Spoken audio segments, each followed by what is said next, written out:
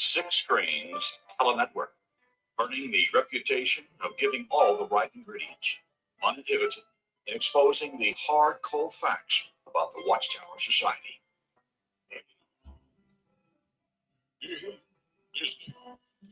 Well, I know everyone enjoyed that last program. Boy, I'll tell you what, they had us on the edge of our seat. Joe D'Addario, he does a really good job. Well, my name's Rick Farron. I'm coming to you from let me get rid of this Savannah here. We have that left over from the other program, so let's let that go. Let's go scroll down, and we'll get that out of the way. So, yeah, well, let's see. We got one more to go. Just give me a second here. Some technical things we got to do. All right. Well, that's Joe D'Addario. He was on Dick and Constance's show, and I have to tell you, I enjoyed it. Boy, what goes on in the world of the Watchtower with these elders is unbelievable. Let me just get a couple of things up here. I think it's very important for you to have. Let me do that right now while we're talking about this. I want to get that Still Alive in 2025 convention up. That is very important that we get that up so that you'll be able to take some information down. And we hope that you can make it up to the convention. We'll talk a little bit about that. Of course, the theme of the convention. Well, let me introduce the program first. As you all know, my name's Rick Farron. I'm coming to you from the apostate capital of the world, right up here in Boston. And it will be, and it is right now, the capital of the world. And when we get close to, right now we got 300 people that are going to come up to the Still Alive in 2025 convention. Boy, I'll tell you, I've been on the phone all good part of the day. We're up late at night talking to people, answering emails, sending out tickets. We right now have about 300 confirmed tickets that we sent out. These are people who want to come to the convention. So we're looking forward to them coming, and they're making the trek from pretty much all over the world. So they're going to fly into Boston Airport, and we're about 26 miles north of Boston. Our convention is going to be held at the Hilton Hotel up here in Tewksbury, Massachusetts, and it's a beautiful hotel. It's been all renovated inside, brand new rooms. The conference center, the convention center is wonderful. We're looking forward to going in there and having our convention. We have room for about 350 people in the main auditorium. Now, that I believe we'll fill it, and there may even be, we could swell up to 500. It's hard for me really to know. I went to the Hilton the other day, and right now there's a little over 50 rooms, 52, 53 rooms booked. But a lot of people haven't even booked their rooms yet. So I would suggest, if you're coming to the convention, to by all means get a hold of the Hilton. Call them direct. I'll give you the telephone number before we get off the program here tonight. Don't go through Expedia. You're going to get a better deal if you call the Inn in Tewksbury direct and use the code FERRON, FEARON, and that'll get you a substantial discount. So by all means, do that. So let me see what else is going on here. We'll talk a little bit about the convention. I want to show you something. In fact, a lot of people, let me see if I can't get this to go a little bit smaller. Just give me a second here. I'm just trying to do some technical work as we go about this at the same time. Sometimes when I put banners up, they're a little, let's try this one. All right, and I'll go down and get rid of this. What happens is when we put banners up on YouTube and Facebook, it can block the area. So that makes it better. Now you can see me, and I can look out there in the audience, and I can see you too for the most part. So what's happening here is we got a lot of people, as I say, have already got their tickets. We've sent out well over 200, and there's a lot of people that are still waiting for them to come. So if you haven't got your ticket, by all means, write me at JW World News and say, Rick, I haven't got the ticket, and I'll send you the ticket. Now, it's very important to get tickets, because if that auditorium fills and we get over 350 people, those that have tickets will be able to stay in the main auditorium. Now, we're going to have some additional seats adjacent. There's a room adjacent to the auditorium. So you'll have to sit there. So get your tickets, please, so that we won't have a lot of confusion. Now, what will happen when you come to the convention, you'll go to the information desk. That's right before you go into the auditorium. You go to the information desk and you will get they'll okay the ticket. When you get your tickets, they're all numbered. So then we'll show you how to get into the auditorium, where you're going to sit. And if you can do that, you'll be assured of having a seat. Now, if we get over 350 people come and we don't have the room, you'll have to go into the other room, the adjacent room, where we can hold maybe another 50, 60, maybe 100 people, maybe even 200 people. But the thing is, we have a bunch of vendors, people that are coming and they have books, they have merchandise, Watchtower paraphernalia. So we got a dozen tables. So we don't have a whole lot of room in that auxiliary room. So I'm just telling you early here to get your ticket. I've been saying this now for a year and a half, and now the convention's coming up in 3 weeks. So I'll tell you what, it's going to be a wonderful convention. Most of the speaker slots have already been taken, and that's for 3 days. And we've got some great people going to give some great talks. We've got Barbara Anderson who's going to be there in person. We've got Fritz Springmeier. Of course, he wrote the book, The Bloodlines of the Illuminati. He'll be there with us as well as a number of other good high-profile people, motivational speakers, and you've seen them on YouTube. So a lot of people will be with us, and we're going to have an 8-piece band. Wow, we are going to have such a rockin' awesome night. On Saturday night, we're going to acknowledge some of the YouTube activists. We're going to have Apostate's Got Talent, and it's going to be amazing. We got a bunch of people that'll be singing. We have a comedian, and we have some bands. So by all means, you don't want to miss this convention, but it will be live streamed. A lot of people saying, Rick, I can't come. And I realize it's very expensive. And a lot of people have been saying, Rick, is this convention going to be live streamed? Yes, it will be live streamed. It'll be on YouTube. It'll be on Twitter. It'll be on Facebook. And even on, it looks like at this point too, even on Instagram. So trying to put together as many platforms as we can. And hopefully it'll be one of the most viewed ex-witness events of all time. Friends, we could swell up to 10,000 views. Now, I'm not saying we're going to get that, but it could go that because of the intense amount of people that have been calling me up and wanting to know how they're going to stream it because they want to see what's going to go on.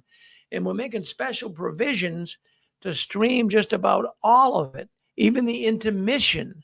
We'll interview some people. You'll get to be interactive with us. You can see what's going on at the convention. So even though you're not going to be there in person, the virtual experience is going to be really good. So once again, if you want tickets, you want to find out more information, go to 6screensofthewatchtower.com. That's my website. Now, the convention speakers aren't up to date. If you want the latest information on the speakers, I want you to go to my Rick Ferrin Facebook page, Rick Ferrin Facebook, and you'll find right there, you'll find the top, you'll find the up-to-date, most up-to-date information we have on it. So give that a shot and try to make it up here to the Still Alive in 2025 convention. All right, let's take a look and see what's going on behind the curtains of the Watchtower. And by the way, too, we're going to play the game tonight, the trivia game. We call it the Duck Game. And we'll be asking some questions, and you can win some prizes. But, I've been going over the news this week. People have been sending it to me, and I want to thank you very much.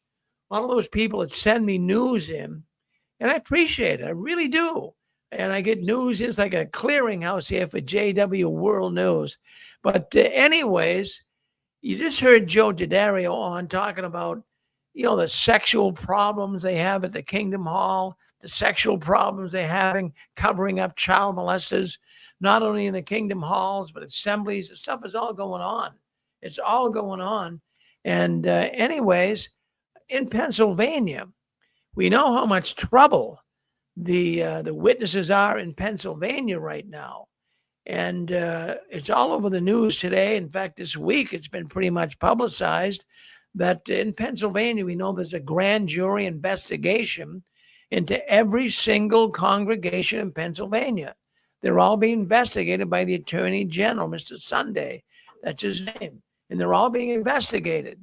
And now here we have 17 people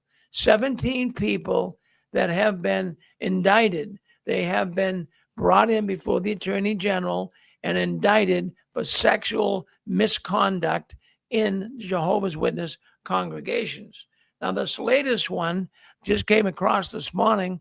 There's a 5-year-old girl and a 10-year-old girl, and they were abused sexually by a member of the Jehovah's Witness congregation in Pennsylvania. But the reason why I want to bring this up, and there's other stories on this too, but I wanted to go with this one because I want to warn everyone that's listening to this program tonight how evil and how perverted the Watchtower organization is. Now, there's a pattern of abuse. It was started in 1989. Brother Timothy Winchell. Hold on one second. I'm going to put you on hold here. I'm going to put you on mute so I can get through this. I'll bring you in and you all talk when I'm done giving this newscast. But to give you an idea, Brother Wesley, hold on one second. I had knocked off balance here by trying to get to the phone line. Well, there's a pattern of abuse. His name was Timothy, not Wesley, but his last name was Wichachel. Timothy Willichel. And he's a former Jehovah's Witness. I mean, he still is probably, I guess. But he targeted 5-year-old girl during a holiday. I don't know why that's mentioned. We don't celebrate holidays. But in other words, maybe he was on like a get-together with the young sister, and he found a way to molest her, according to the Attorney General in Pennsylvania. And in fact, even I guess evidently in the Kingdom Hall, he followed her to the bathroom and sexually assaulted her. Friends, that's why I wanted to bring this up tonight. You do not know who's sitting beside you in the Kingdom Halls. You really don't. It could be a perverted person, and you let your children go into the restroom, even at the Kingdom Hall, at assemblies, or maybe you're at a get-together, and it's at a park, and there's a restroom. Watch your children. I have read so much of this on JW World News that I can't believe this even happens. But Brother Wichachel targeted these girls. And now he's a 50-year-old man, and he's being indicted by the Attorney General for multiple charges, including aggravated indecent assault, involuntary deviant sexual intercourse, and some other charges too, sexual charges. I won't get into it. But here we have a predator, and now they found 17, according to the information I'm reading here, coming out of the Attorney General's office. The Attorney General's name is Dave Sunday, and he made in a statement just in the last couple of days that they're investigating the witnesses, and they're uncovering all of this child sexual abuse in the congregations. Friends, in Pennsylvania, they are really sweating bullets. That is the Watchtower, and that is every congregation. And we're glad this is happening. As a matter of fact, at the convention, we have a woman. Her name is Stephanie Carson. Stephanie Carson's coming to the convention, and she is going to give a talk all about sexual trafficking and sexual abuse in the Watchtower. Now, Stephanie was on this grand jury that was brought forth back in 2022 in Pennsylvania to see if they should follow through with an investigation of the congregations. Stephanie Carson was there. She testified. She's a grown woman today, but she testified before the grand jury that she, as a young girl, was trafficked in the Watchtower and sexually abused. She's going to be at the convention. And another thing I wanted to mention about the convention before I move on to additional stories here, a lot of the questions People have been writing me. I was on Joe and Fran's program on Wednesday night, and people were writing in. They were asking questions. Some people seem to be very, very upset to some degree about the fact that there's going to be a documentary movie film that is going to be showing the abusive practices in the Watchtower. And this film company is coming from Spain. They're going to be at our convention, and they're going to be filming them. In fact, the film opens at the Still Alive in 2025 convention. But some people have been concerned, well, what if they film me and I don't want to be filmed? That could be problematic. Well, we have options. We have options, and the movie company told me to tell our audience here on the radio program and on YouTube and Facebook, they told me to let the audience be aware of the fact that we're going to have 3 ways that if you don't want to be filmed, this is what you could do. First of all, we're going to have a separate area for those that don't want to be filmed. So when you walk into the convention, go to the information desk and tell them that you want to be seated in in a room where you're not going to be filmed. We'll take care of that for you. But some people say, well, I want to hear the convention. I want to be there. I don't want to sit in some room somewhere. Well, we have masks. I want you to see my wife, Susan. She's in charge of telling you where you're going to go if you don't want to be filmed. See Susan Ferrin at the information desk. She'll give you a mask. She'll tell you can sit in a room. And we have another option too. I'm going to show you the other option. I got it right here. This is another option. Now take a look at this. I think you can see this. Let me hold it up. I think you can all see that. Let me just see if I get on here and do it. I just gotta get okay, see that there right there? That's a neon sign, live on air. All right. I made that special so that no one's going to be confused over it. So if you're sitting in the main auditorium and you see that sign lit up, you got 2 minutes. This is another option. You want to sit in the main auditorium and you don't want to be filmed. When that neon sign comes up, bright red, you're not going to miss it, and that lights up, that is the time. You get 2 minutes to get up and leave the room because the film crew is going to start filming. And if anyone out there wants to be in this movie, the film crew is looking for people that want to tell their story or they want to relate some of the horrors that they went through in the Watchtower. By all means, see Susan Ferrin once again at the information desk, and she'll put you in touch with the movie company. So this is all good. We're going to have a great time, friends. I'm telling you, the response has been just phenomenal. So, like I say, if you want to come, write me at jwworldnews@gmail.com. All right, let's go back. Let's go back to the news. Okay, so we covered that's one thing too. And I just want to highlight this before we move from this problem that's going on in Pennsylvania. I can't stress enough. When I was one of Jehovah's Witnesses, I had 5 children. My former wife and I, we had 5 children. We had to lug off to the conventions, had to take to the meetings. And I never realized the perverts. I never realized the pedophiles. I never realized such a perverted sexual organization the Watchtower is. And, now that I look back, I would never let my children go to the bathroom alone, especially the convention and even the Kingdom Hall. You walk your children right to that bathroom door and you stay there with them. And if you have a little girl, you go in with them. And if you have a little boy, ask a competent brother, but be careful that he's not a pedophile. But be very careful, but have a competent brother watch over him. Because, friends, it's that dangerous. I'm not just trying to look for sensationalism here tonight. I'm telling you, be very, very careful. Any thoughts on that at all? You got a thought? If you want to speak up, fine. Hit *6. Anyone want to speak up? That's fine. If you don't want to, we'll just move on. Because I got a big story here. Probably the big. Go ahead. You're on with us. Go ahead. Yeah, it's Paul Masson here in Lawrence, Kansas. Hey, that sounds exciting about that movie. Something I'm really looking forward to, that documentary. Well, I'd like to participate in that. If they want me to, it's up to them. But I'm going to make every effort to try to do that. If that works out, I wouldn't mind just having a little piece in there. Well, Tom, maybe they can get you. Good things going, Rick. Well, give you a little cameo appearance, in fact, make you a movie star. It'd be nice, So, no, in fact, yeah.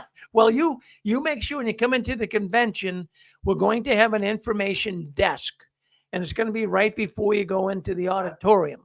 Now, Susan's going to be there, and Dick and Constance are going to be at the desk, and also, if all goes well, Anne Marie is going to be at the desk.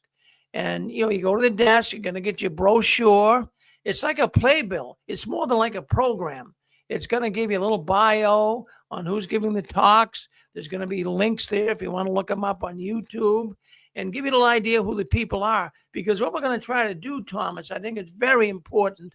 When we went to conventions and when we went to even the memorial service at the Witness World, we all had to feel good and dress up, and we all had to be on edge and nervous. And I don't want anyone to be nervous at the convention.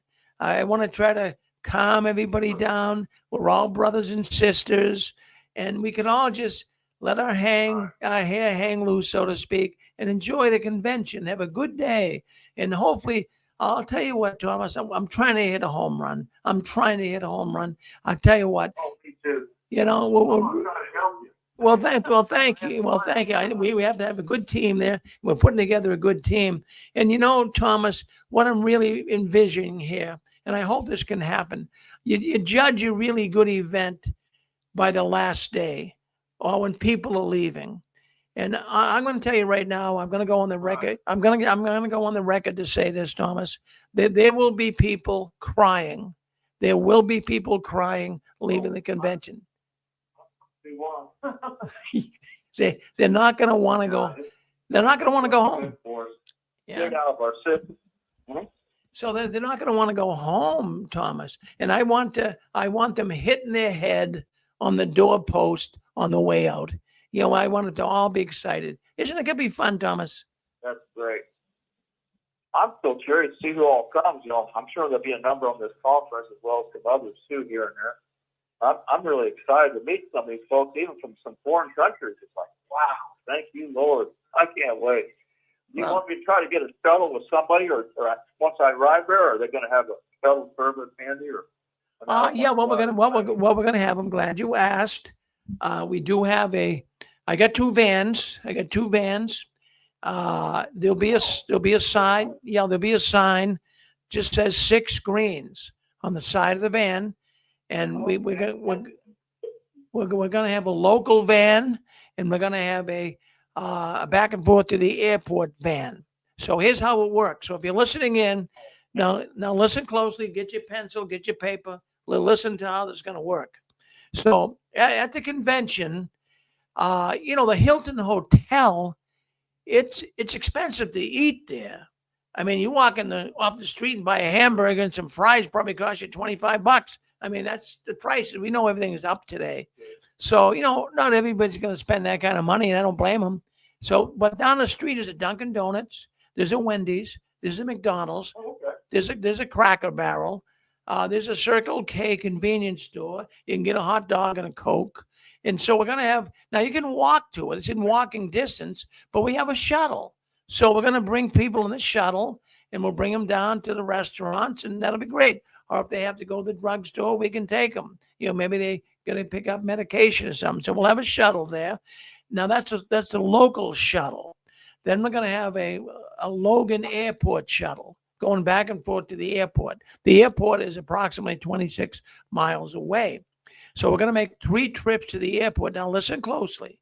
On Thursday, if you're coming in, for all those listening into the convention program here tonight, if you're coming into Logan for the convention, the shuttle, we're going to have a shuttle now Thursday. This is Thursday.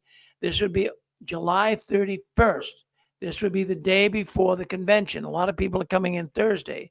So at the airport, we'll have a shuttle that's going to go out and pick people up. You'll see it. It'll have the 6 screens on the side of it. It'll pick you up at the airport and bring you back to the convention. So that's at 3 o'clock. Then we have another one that's going to go up at 6 o'clock, another one at 6 o'clock, and then another one's going to go off at 8 o'clock. So we got 3 shuttles. So, so maybe a person might have to wait around for a couple hours. If they don't want to wait, then they can take an Uber out there. An Uber will cost you about $20 from where you are in the Logan Airport up to Tewksbury. So bear that in mind, but we have a shuttle. If you don't mind waiting around, get on the shuttle and come to the convention. So that's that'll be for picking people up. Real good. Boy, and so let me really going out your way, Rick. I'm proud of you. It's really outstanding what you and Susan are doing, man. I'll pray for you guys. Yeah, well, go ahead and pray for us, Thomas. We can use that too.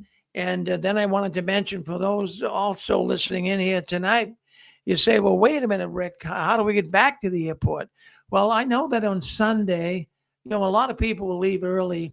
I'm trying to get the time to check out of the hotel room is at 11, but I'm trying to move that up for us to say to about 12 or 1. So a lot of people will be leaving to go home around 12 noon. So we will have a shuttle. It's going to go back 12:30, 1 o'clock. We'll take people back to the airport. And then what we'll do is that'll be 1 o'clock, say, and then we'll do another run at 3, and then another one probably at 6 that night. But now, friends, we can't take it. If you come up and you say, well, my plane's leaving at 2, can you take me? No, I would say get on the 1 o'clock shuttle. We'll get you to the airport. So these are things you want to keep in mind. We're not going to give you Uber service per se, but we'll have the shuttle and we can only do so much. So get on it. When the shuttle leaves, you got to be on it and we'll get you there. So I just want people to be aware of that. But we're trying to organize it the best we possibly can. And plus we have an 8-piece band. We have an 8-piece band that we're working with. In fact, I'm just going to give you, let me just give you a little story here tonight. You might like this. 3 of the members of the band, they are actually former Jehovah's Witnesses. But let me just give you a little idea of another man that's coming in from New York. His name is Alan Smith. And he knew Jimi Hendrix. He knew Larry Graham with Sly and the Family Stones. He knew him personally. And now let me tell you about him. He knew a lot about technology. In Watchtower, he lived in New York, and he'd go to Watchtower as a commuter Bethelite. And they loved him. Alan Smith is his name. And they loved Alan. And they wanted him to work with them and help them. But Alan was a real good entertainer. And the Watchtower was trying to get him away from entertainment, because we know the Watchtower doesn't endorse any entertainment. They don't want you to get into that. It's too worldly, as they would say. Well, let's go back and tell you what happened to Alan. Alan, because of his unusual and really good talent, Alan was positioned to have some record company and some promoters behind him to try to make him a pretty big guy, like Hendrix and like even a regular band that people would really know. So anyways, Watchtower talked to Alan into getting out of the entertainment business. Stop doing that. It's worldly. So he did. And he regrets it today, because I'll tell you what, that company that was promoting Alan, they had another man behind Alan as a substitute for Alan. And who was this man? Prince. We now know him as Prince. So I'm not going to say Alan would have become Prince, but I mean, you need someone to push you along. The Beatles had it. You don't think these guys just made it on their own. They made it because they had the right promotion people. And so even Prince had the right promotion people, and they were trying to promote Alan Smith. Alan Smith, he's going to tell a story. He'll be there at the convention. It's going to be a fascinating story. Well, thank you, Thomas, for wanting to get those thoughts in. I appreciate it. So let's see what we got going on. I'm going to tell you now, this week, I was doing the happy dance as I was going out to my car in the morning the other day, because I saw something come across the news and thank the people. I want to thank Carol Wills out of the UK for sending that to me. Thank you, Carol. She was the first to alert me to this. But there was a Watchtower suit that we all know about to some degree. It's actually Caracat, if I'm pronouncing it right, Caracat versus the Watchtower Bible and Tract Society of New York. Now, this was just filed in the Ninth Circuit of the New York court system, and that, of course, was filed in 2025. Now, something came across the other day, and I think most of you people are aware of it, but Philip Bromley, well, he's a Jehovah's Witness lawyer. He works for the Watchtower. He's paid by the Watchtower. And he was very, very reckless on some of the information that he gave the courts in New York concerning the Jehovah's Witnesses. In fact, what he provided to the court was not accurate and it wasn't truthful. And it concerned this child molestation case. And of course, he was being questioned by the Watchtower, and he's been a long time general counsel for the Watchtower. And he went in before the necessary officials of the court and basically stretched the truth about what was going on in the congregation. And because of him doing it and misrepresenting and trying to distort the truth on how they're hiding molestation cases, the court fined him.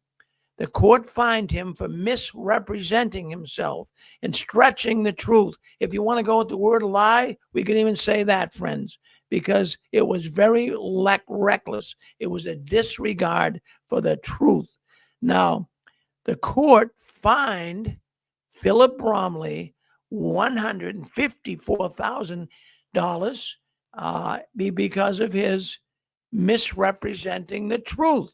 And I'm glad this happened. And this isn't the first time it's happened.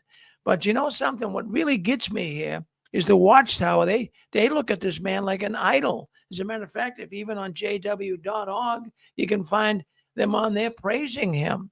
And here's a man that was sanctioned by a federal court, and the decision was upheld. So he's got to pay the money, and it was a personal suit. So, but I'm sure Watchtower will dig into their pockets and pay it for him. But this is what really gets my goat when you stop and think about it. How can a representative, how can a lawyer for the Watchtower get up there? I mean, look at when we were Jehovah's Witnesses, we had to be so honest in everything, right? Make sure you pay your taxes. Make sure you wear your seatbelt. Make sure you get your car inspected. I mean, it's constantly harping on you to be honest, tell the truth. And these guys, they're getting away with murder. We have a lawyer doing this. Doesn't that frost your cookies? Really, when you stop and think about it, it's disgusting. What do you think, Michael? Theocratic.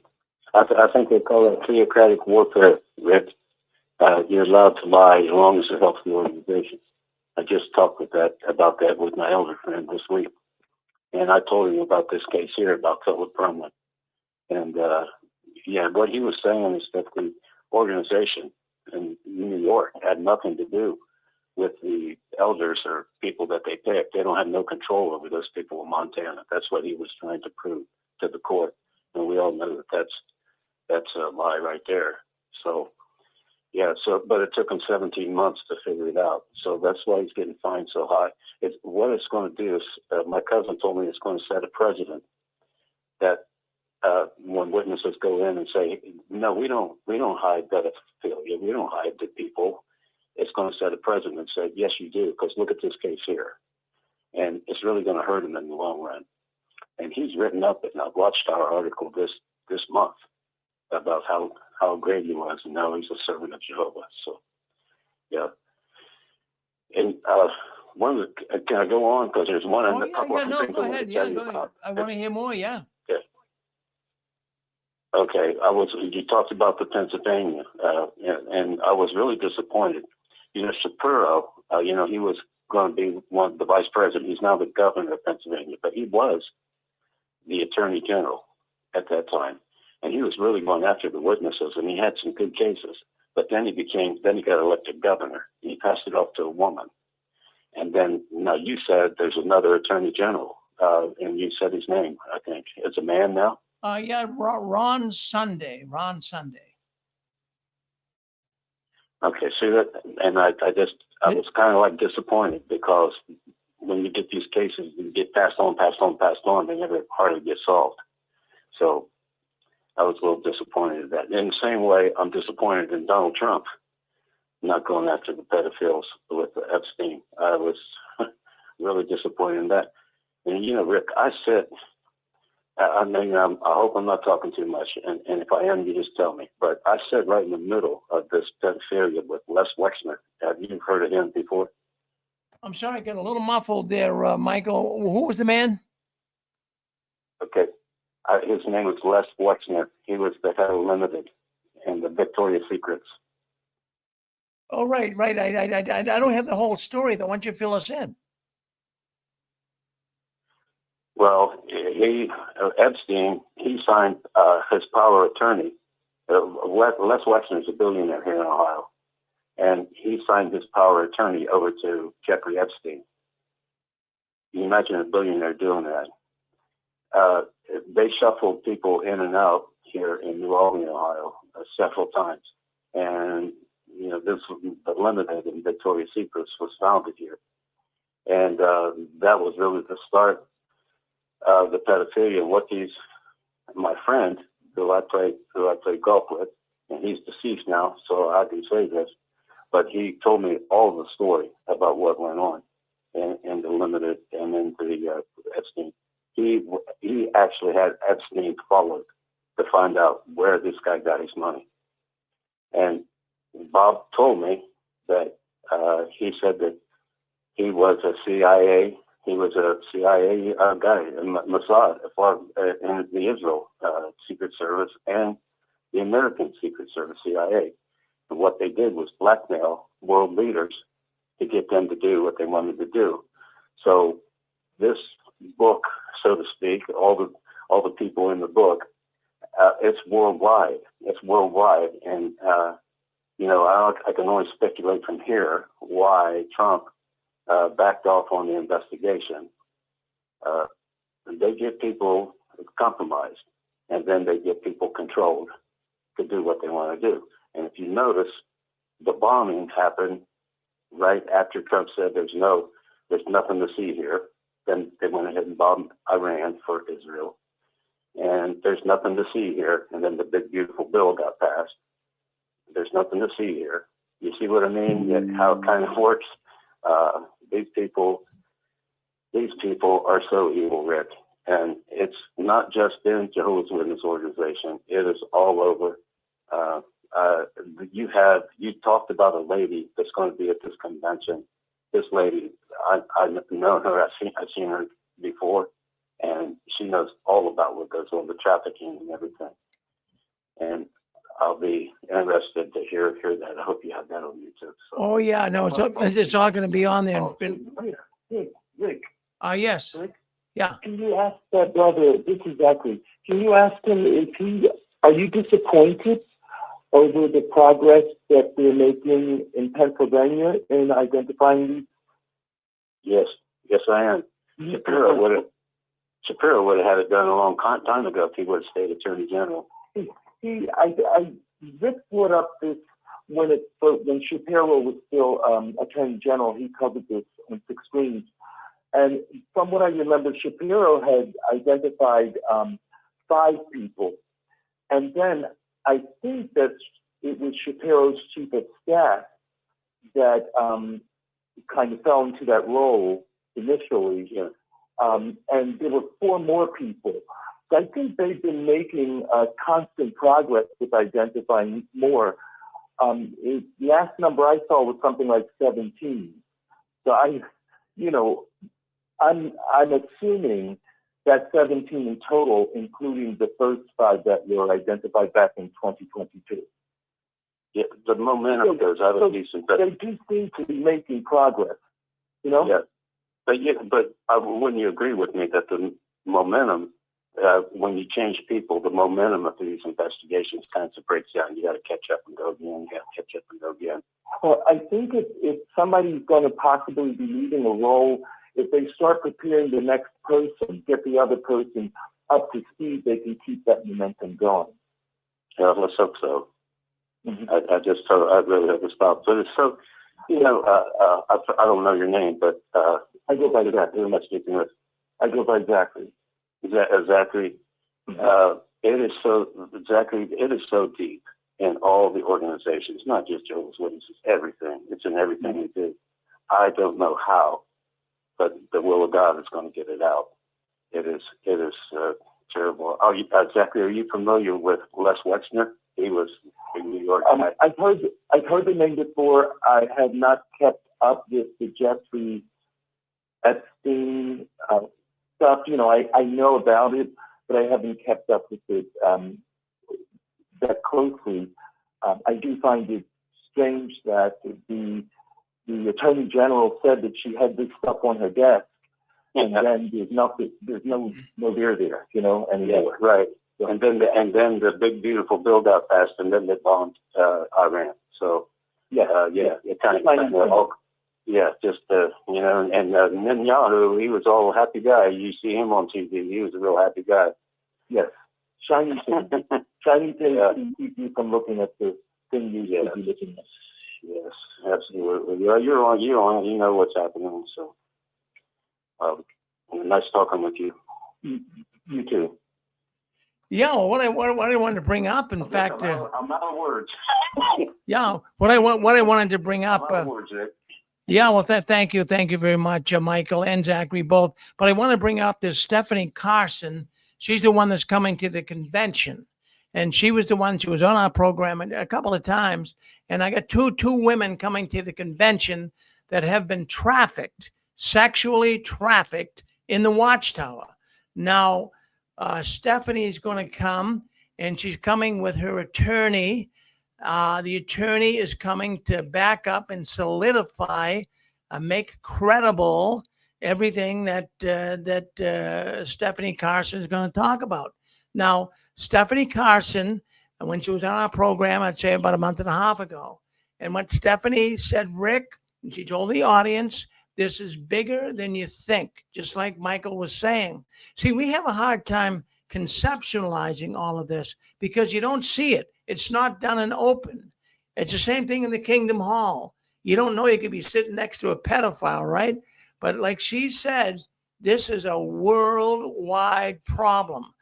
Political world, the religious world, the economic world. And she mentioned, I said, well, who were the biggest culprits in the whole world? Who were the biggest culprits of all the sexual perversion? And Stephanie says, the United States government. Can you believe that? Absolutely. Yeah. Yes, I can.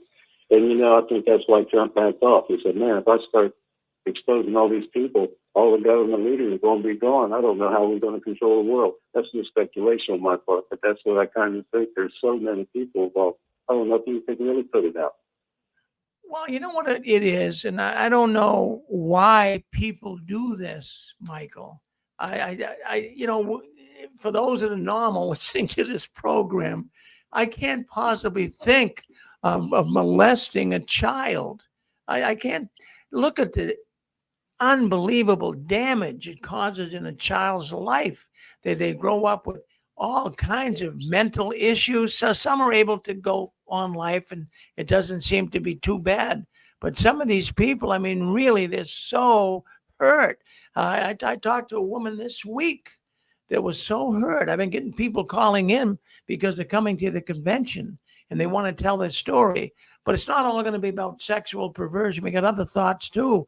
But people, my phone has really been ringing a lot. People calling me. And one woman called. This woman was so hurt. You feel like jumping through the phone and hugging the poor person. She has been so damaged because she was sexually molested when she was a little girl. Now, it can be lasting effects. She's having a hard time even functioning. These people want to go out. Many of them kill themselves. And yet you have men and even women even women. I'm not going to go into this, but I'll tell you what, I won't go into the whole depth there. But I was on the phone this week with a person. Now, I won't tell you exactly all of it because it's too heinous and it's too much. The audience couldn't take it. I had a hard time listening to the woman that was telling me this. But understand this. There's also pedophile women. Did you know that? I think people know that too. Mostly, Oh, absolutely. mostly you think of men. You think of men being a pedophile, but there's I'm not going to say plenty. I think there's more men. I don't know, but anyways, there is women. So this woman called me this week. She says, Rick, I'd like to tell my story. I said, after I listened to it, I said, no, we can't hear it. But when she was a young girl, her grandmother was one of Jehovah's Witnesses. And the grandmother was molesting kids in the Kingdom Hall. And I'm not going to tell you how she was doing it. That I won't, because it's gross. But anyways, she taught this woman who I was talking to how to molest kids in the Kingdom Hall when she was only 8 years old. She was teaching her granddaughter how to be a pedophile. Isn't that something? And I says, no. I says, it's just too much. We got some stories that will be told. And, I'll tell you what, we're going to have boxes of Kleenex right there at the lectern because there's going to be a lot of tears. And a lot of people are saying to me, Rick, I never really told my story, but I want to get it off my chest. I want to be able to tell the audience because I feel if I can do that, I can get this off my chest and I can go on in life. So we're going to have a lot of things. And Michael, I know you're not going to be there in person, but don't you worry. We're going to have it all on video. I mean, it's going to be live. You're going to be right there with us, Michael, and hear some of this stuff. Yeah. I am. I'm going to listen to it. Real quick, I just want to tell you that it was several years ago when I held the Bible up into the air, and I told Jehovah, our God, to teach me your word. I want to learn it from you. And then I learned a lot about the Bible, became a Christian, accepted Jesus Christ. And then I prayed that I wanted to learn how the world worked. I didn't understand why, Jesus walked this world and he healed people and brought people back from the dead, and they still wanted to kill him. I wanted to know how the world worked. And I traveled all over the world and met people. And when I got into that part of how everything worked and what it was all about, I prayed back to God and said, I don't want to know no more. I'm done. I don't want to know no more. And that's how I feel now. I know how evil it is. I know what they do. And I just got to close my head to it. Well, Michael, it's always so good to have you come on. You always add a lot of thought to the conversation. You're a good man, Michael. You're a darn good man. You always just stay Michael. I mean that. All right. Well, thank you too. I appreciate you saying that. We keep on going. I appreciate what you do, Jeff. Thank you. Well, I appreciate it. You're a good caller. All right. Anyone else want to speak up? Go ahead. I believe I don't want to call your name. Yes. Yes. Go ahead. You're on with us. Is it? Yeah. Hi, Rick. It's Susan. Yes. I just wanted to add about the convention. It's just not going to be about child molesting. You have some excellent speakers. Some of them are motivational speakers that were former witnesses. Now they're not. You also have about shunning and other cases that are going to be coming up soon. So you have something for everybody. It's not just going to be for child molestation and things like that. And I really am enjoying how you're using such a variety of things. There's something for everybody at the convention. Well, thank you for saying that, Susan. In fact, but you got me thinking because we even have one speaker coming in from New York, and it's a symposium. There's going to be 3 people on the stage, and his name is Charles Raleigh. And he was an elder in New York, and Charles is upset because he actually was upset with the decision the Watchtower made for him when he was an elder, and he made a rendering in the congregation, and he doubted the Watchtower's decision, and basically they disfellowship with him. So he's going to talk about that, and basically the name of the talk is you don't doubt the Watchtower. And, I've always said that. I kind of a little different way of saying it. I say you can question the Watchtower, but don't question their answers. So we're going to have a whole variety of things for everyone to learn. Hey, we have an anonymous caller coming in. I do see a name. It begins with H. I won't give the whole name, but go ahead. You're on with us. Yeah, go ahead. You're on with us. That's you. Yep. Yeah, it's old rat bag here. I'm a bit of a rat bag, I'm afraid. But I really want you to call in tonight because you brought up Philip Brumley, and he's the ultimate rat bag. And the whole Watchtower legal team is a bloody disgrace. That's me being retracting words that I would want to say. Now, Philip Brumley, I've had dealings with the Watchtower legal team, for want of a better word, in Patterson, particularly with Paul Polidoro. I'm sure many of you will know his name. Now, he's been absolutely eviscerated on YouTube by a lawyer called Leonard French. That's the one. So look up Leonard French. Now, I was taken to court by Watchtower just before lockdown, and it was in New York, and they subpoenaed me. Now I'm in the UK, I'm being subpoenaed. Oh, what's all that about? And the reason was because myself and about 2 or 3 others, we shared a video of Watchtower showing, Sean Bartlett was the guy, showing other elders how to destroy their child abuse records. Okay? They made an official video showing how to destroy child abuse records. Can you imagine? And then joking, one of these got through and it cost us some money. And unfortunately, someone, I don't know who, because I'm not privy to such things, in Bethel leaked the thing, and a few of us leaked it further. And so we got taken to court, but not because we've done anything wrong, but because we've broken their copyright. Or what do you call it? If you have a copyright right, so they own that video, and we've broken their copyright by showing the video. That was what they came back with. So it was Paul Polidoro who was in charge of prosecuting us or doing whatever we wanted. Philip Brumley was still in charge at that time. And that's what they did. That is what they did. They never addressed the actual issue of destroying their child abuse records. No, it was about, you exposed her. We must take you to court. And they took poor Kevin McCree. Do you remember anyone who knows the great YouTube channel Kevin McCree? They persecuted him for years. So I kind of preempted the thing and just contacted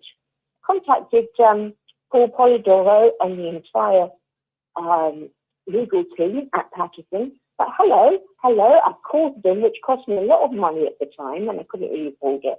But I had called them and I emailed them and I said, look, this is my name, and I gave them my details, and I lived at my home for many years, so everything could be tracked about who I was, etc. And they never, ever replied to me. They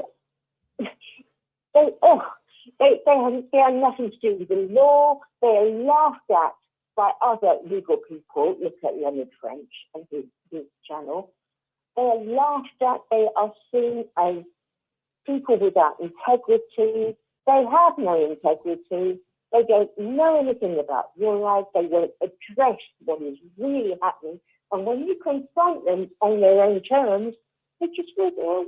Oh. Well, sister, it sounds like you're pretty disgusted with them. And I don't blame you. I really don't blame you. Who wouldn't be disgusted? I mean, the countries are disgusted with them. People who left the Watchtower are disgusted with them. everybody, police, I'm telling you, even the police, many police are disgusted with him. They know what's going on. Hey, this is the first time you called in here, sister? No, I did call in, but I haven't called in for ages because I called in under the old thing before you had your app, and it cost so much from England I couldn't keep affording it. Oh, good. So you're on the I tried the thanks to Mad. so you're in the app. Well, very good, sis. Well, thank you for coming on and being with us. Thank you. Now listen, you want in 3 weeks you want to be watching our live stream of the convention. So you want to make sure you see that, you know. I will. Yeah, in fact, spread the word. I will. Let people I know. will see. Good. Thank you, sister. Thank you for calling in. Go ahead. I'm Father Philip Bromley. Yeah, well, I'm upset with him too. I mean, I am. I don't like the way he is. He's not a good man. He's not, and especially a lawyer. I mean, lawyer. Naughty boy. What's that? Yeah. Well, thank you. He's a naughty boy. Yeah, he's a naughty boy. He's right. I like the way you guys say that over there in England. It's very good. Thank you. Thank you. Bye-bye. All right. Well, there you go. Hey, I'll tell you what. I mean, a lot of people are disgusted. A lot of people I'm disgusted. Hey, remember the movie Network? Did you like that, Howard Beale? I'm mad as hell. I'm not going to take it anymore. Well, that's how we all feel, right? We all do. It's just, we had Anne Marie on earlier with the Touch by the Tentacles program. And, people calling in and they're disgusted. People are really disgusted with this organization and not in any way making it up, not in any way over embellishing it. This organization's really hurt a lot of people. And, we were talking tonight earlier, the glue. What is it? Is it this? What keeps the Watchtower together? How can they even, on the jw.org, you get in there and punch in Philip Bromley. You're going to hear nothing but, oh, what a nice man and a nice brother, how loving. Yeah, that's all you're going to hear. The guy was just fined $154,000 for not telling the truth in court. And this guy's a lawyer and he's getting away with it in the Watchtower world. But he's not getting away with it in the secular world because you don't pull that kind of baloney and expect to get away with it. Well, anyways, you're on JW World News. Are you guys disgusted? I don't want you to be disgusted. I want you to lift yourself up here. But we all have a bone to pick. We all have a bone to pick with the Watchtower. But I'll tell you, isn't it good? Isn't it? Yes. I just wanted to say something to go along with what the sister in England just said about destroying the letters from the Watchtower. Yes. I think you remember the story, and we have the letters. Remember we copied it? Yeah. When my husband and I I was deciding whether I wanted to stay with the Watchtower or not. And I'd never, ever looked in his book bag, ever, in 37 years of marriage. And he always left it all over the place because he knew I wouldn't do it, because I wasn't supposed to. And I was a good little Watchtower person, so I never did. Well, one time I suspected something was going on, and I was wondering whether I wanted to stay with the Watchtower or not. And so I did look in his book bag. And there was a letter that said, "Brothers, please destroy the previous 8 letters that we sent to you on pedophiles." I said, "What? Pedophiles in the Watchtower?" So I confronted him with this. And I said, I'm sorry that I did this, but I saw in your book bag that you have a letter that says, destroy the previous 8 letters on pedophiles. 8 letters on pedophiles? I asked him, is that true? Are there pedophiles in the Watchtower? He said, no, absolutely not. Well, he was lying to my face.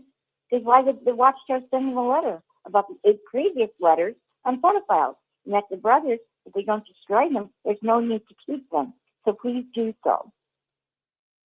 So he lied in my face, and I'm like, what am I going to do? There are pedophiles in the Watchtower. So I decided I can't be a part of this organization. It's supposed to be perfect and clean. So I left. Well, I'm glad you did, Susan. And I'm glad you did because look at that. You and I got together and all worked out good, didn't it, huh? It did. But it shows that it's true. They do destroy letters if they don't want other people to see. Well, in fact, I was thinking when the sister there from England was bringing that up, that I was thinking about that. I was going to ask you to bring it up, and I'm glad you did. Thank you for doing that, because that's a very that can help people, and it's what Michael was just, Michael King, the fellow that comes on me like a lot. He was just saying too that it's war strategy. So even your former husband, and he was a good man. I'm not going to pick on him. He took good care of you. He just was too much. And I'm not picking on him either. Oh, I know, He's I know. just being an elder. I know you're not. In fact, but you've always spoken good of him. But it's just a Watchtower got to him, and that can happen. But Michael brought up the war strategy doctrine, and this is how, if you're in an organization and you actually believe that God is speaking through the so-called anointed discreet slave class, and you read in Watchtower publications that God will allow you to lie to further kingdom interest, then your conscience doesn't get bothered. No, really, for most people listening into this broadcast tonight, it's not fun to lie. You don't feel good about it. You want to tell the truth. But see, in the Watchtower, it doesn't bother them at all. If I told you a bald-faced lie tonight, that would bother me. But in the Watchtower, not a problem. If we're protecting Jehovah's kingdom, we can lie through our teeth. And this Bromley guy evidently believed that. It didn't bother him. And then even the Watchtower, this is what really gets me. This is what really gets me. How can you take a man that's so dishonest? They wanted us to be so honest, and yet publicize on jw.org what a great man he is. When if you really read the real facts on this guy, you're going to say, what a scoundrel, what a snake. Unbelievable what goes on. Well, you're on JW World News. That's the news the Watchtower does not want us talking about. But we do it every Saturday night. We've been doing it for 20 years. We never miss a Saturday night. We are here because you are here. I like it. I have fun. And as long as I have fun, I like to keep doing this program. If anyone wants to speak up, you're on with us. And we really would appreciate your thoughts. But if not, we can move on. I've been getting pitches in. These conventions, friends, they're tanking. I've been getting pitches coming in. I'm going to show you a picture here shortly. But, in fact, did you want to say something? Who's that, Maverick? Yeah, it's exactly. I just wanted to correct something I said earlier. I said something about Josh Shapiro's chief of staff took over after him, but no, I think it was the person who was the assistant attorney general who took over after he got elected to the governorship. That's right. Her name was it was a woman. Her name was Michelle Henry, because she stepped in. Because if we remember, Shapiro was he almost became the running mate for Kamala Harris, if you remember. And he was going to run for president, but Kamala didn't pick him. And some say if she did pick him, she might have had a better chance, really. But she didn't pick him for some reason. She went with the fellow out of Minnesota. Yep. Right. But I think the reason why he was done with the investigations and taking things to the grand jury was because he got elected to the governor of Pennsylvania. And as governor of Pennsylvania, Kamala Harris had an opportunity to pick him for her running mate. Well, the political world works. Well, no, good, Jackie. Thank you very much for bringing that up. But but I'll tell you what, this Michelle Henry woman, I really did a lot of work looking into that Pennsylvania inquiry that they had on all these congregations, and they're actually gonna go to each congregation, and I counted them. There's 524 congregations of Jehovah's Witnesses in the state of Pennsylvania. Well, it's a big state, friends, let me tell you. But the last I counted, there was 524. And every one of those congregations are going to be under inquiry. That they're going to be questioned on, did you guys hide pedophiles? But, they're going to try to smooth around it. And what was even brought up earlier, like this Bromley character, I'm not going to beat this story to death, but Bromley, the lawyer for the Watchtower, see the position that the Watchtower takes when they go into these court cases, they try to paint a picture that they're not hierarchical. Now, most people I know, you know what the term means, hierarchical. Now, if you're a hierarchical organization, it means that it comes down from the top. Just to put it in perspective, United States government is hierarchical.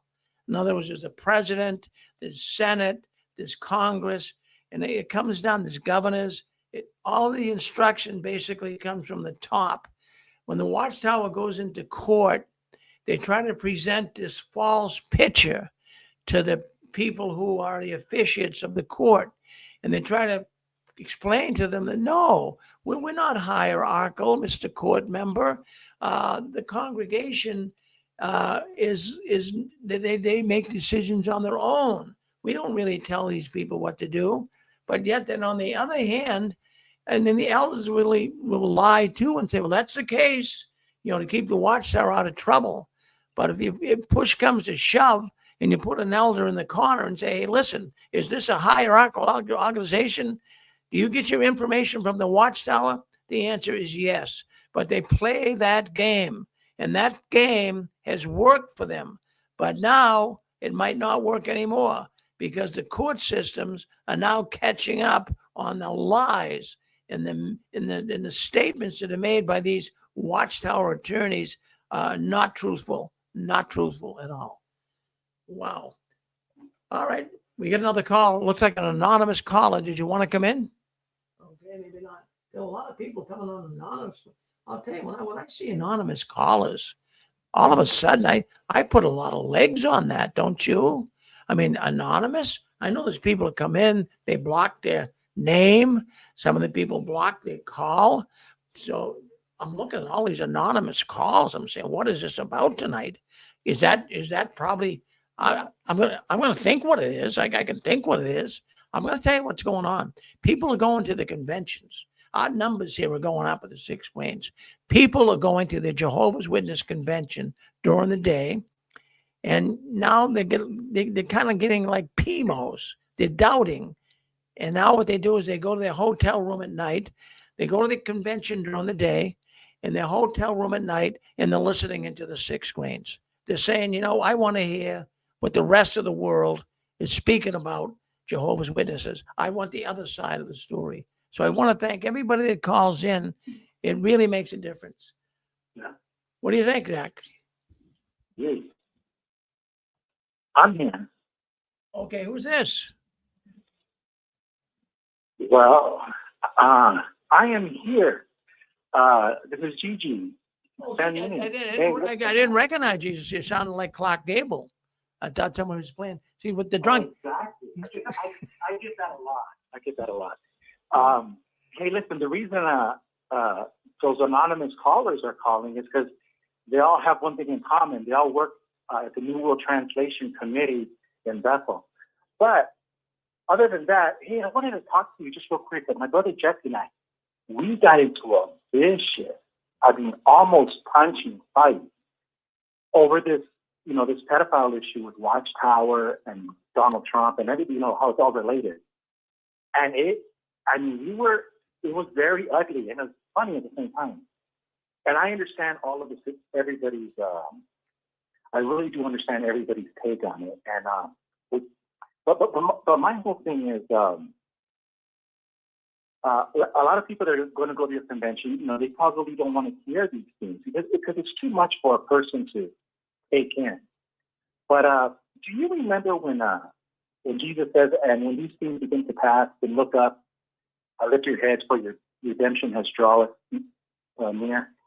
It's a good thing that everyone is kind of fighting over these topics and getting upset and getting angry because the anger is reaching the high heaven.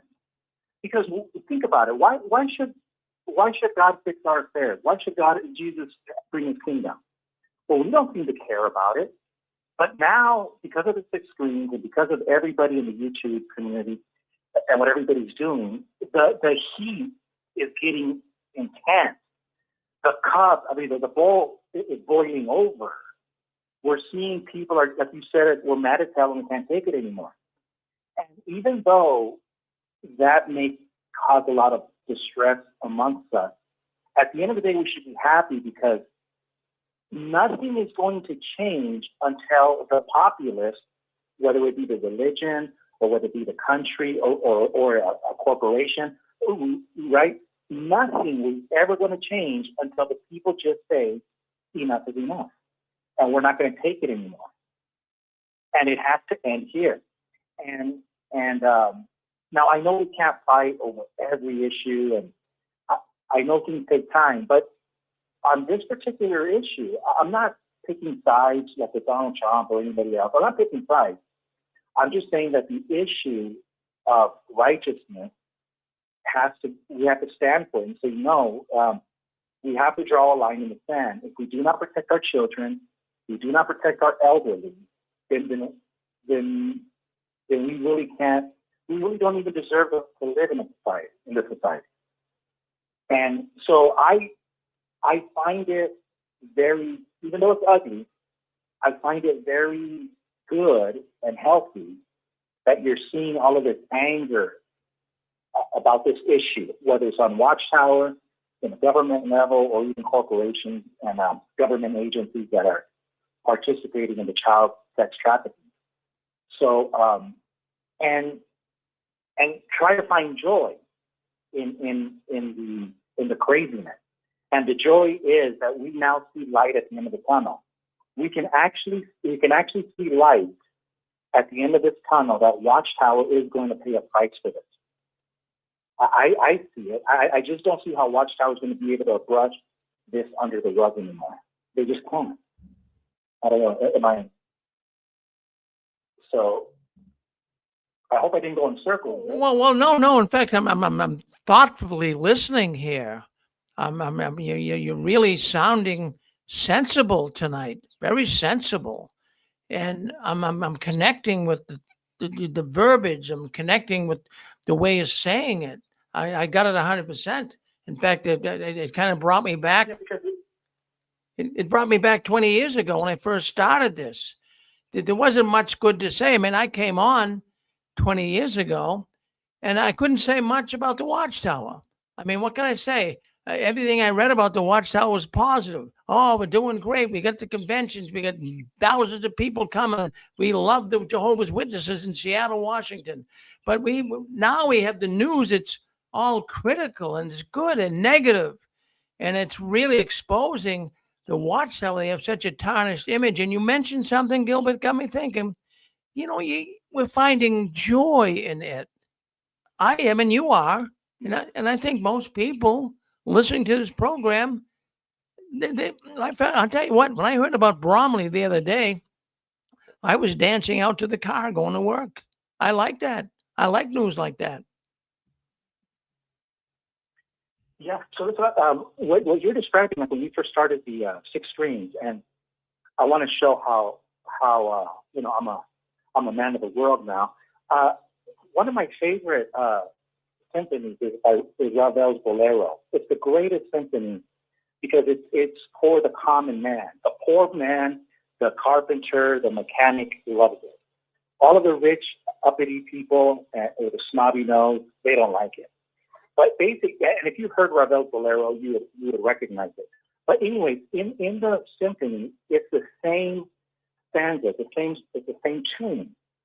But it starts with the drummer. The drummer is the one that starts it, and he plays his part, and he repeats it over and over again. But what happens is the second after he plays his part, the flute comes in, and then after the flute finishes, now there's 3 people playing: the drummer, the flute, the clarinet, and then another one, and another one, and another one, and another one.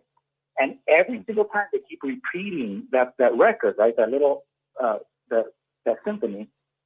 There's 20, 30, 40, 50, and then at the end, the big old drums, the symphonies and the fireworks everything is going, and it reaches a climax. It's blind climax at hand. No, it reaches a climax. But here's the point. The point is Rick Farron. If you ever listen to Bolero, Ravel's Bolero, you're like that little drummer. You're just playing the beat over and over. But another person has joined because of you, the flute, and another one, and another one, and another one. And that's why Jesus said in Luke 21 that we're seeing all of these bad things, the signs in the moon and the stars and the distress that people have of nations going to war. And everyone is just like,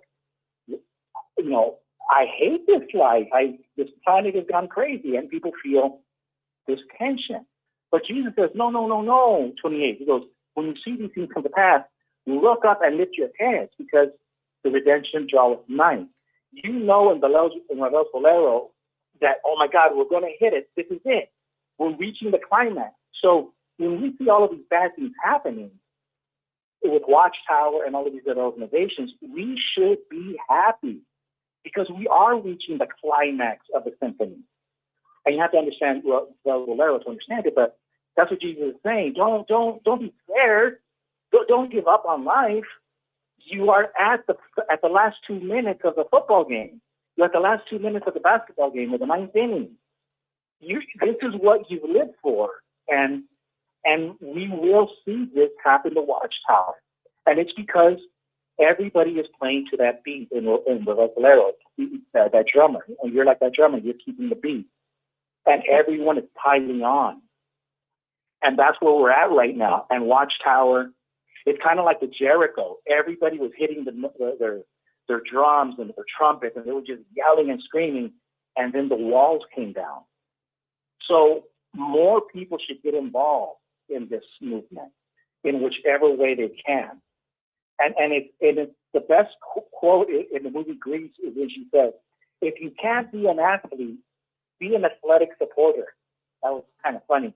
But the point is, if you can't make videos, you can't do this, you can't do that, support the people that are doing it. And that's how you can add your voice to that drum beat, to that symphony. And that's how Watchtower is going to get taken down. That's how the walls of Jericho will fall down.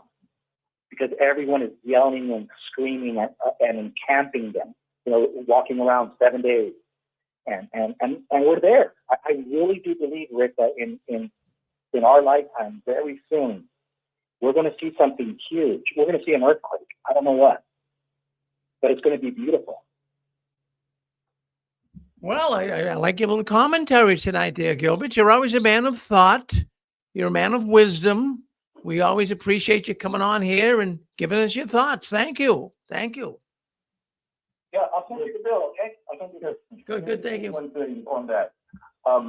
You probably you probably know that Bolero because that's the song or the piece that Torval and Dean danced to in the Olympics several decades ago. Yeah.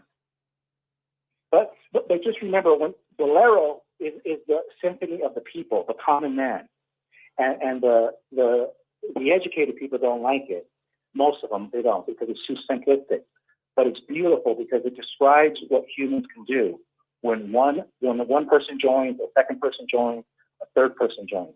And that's exactly what Rick Farron is doing. He's the drummer in Bolero, and everyone is jumping on board and saying, we're going to circle Watchtower like Moses circled Jericho, and it will fall. Okay, Gigi?